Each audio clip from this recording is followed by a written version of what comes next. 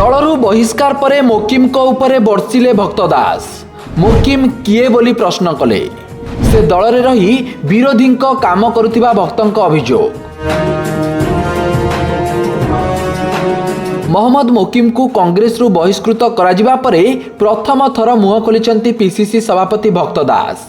सांबादिकंक प्रश्न रे से किए बोली पचारिचंती भक्त। मोकिम को नहीं से कहिचंती से किए मात्र गोटिए थर विधानसभा निर्वाचन जीतिछंती। निज कथा रखिबार दलर सबु सदस्यंक निकट रे अधिकार अछि। दलीय नेतृत्व सेमानंक कथा निश्चित शुणिबे।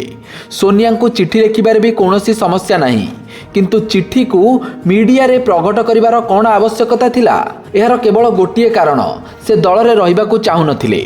राहुल गांधी विषय रे मोकिम कौन जानती बोली प्रश्न करिसेंती भक्त। राहुल देश सारा पदयात्रा करी लोकं को सचेतन कले। यह कौन कठिन परिश्रम नुहे? चिठी लिखि से राहुल को गाइड करिवे?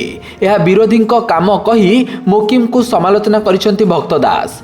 जदि केही निज नेतांक कठिन परिश्रम और त्याग को देखि पारुनी, सेमानंकु कौन कुहाजिबो बोली भक्त पचारिछंती। सेपटे गतकाली दलरू बहिष्कार परे मोकिम प्रतिक्रिया रखी कहिथिले, मते कांग्रेस विचारधारारू केही दूरेई दे पारिबे नाही। मु कांग्रेस रे संस्कार आनिबा पई चिठी लिखिथिली, मते दंड दियागला।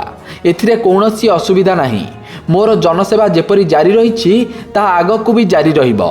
राजनैतिक दल केवल गोटिए प्लाटफर्म, हेले जनसेवा करिबा पई मते केही रोकी पारिबे नाही। तेबे तांकर परवर्ती पदक्षेप कौन रहिबो प्रश्नर उत्तर देई से कहिथिले जे भविष्यत कथा मोर परामर्शदाता माने विचार करिवे।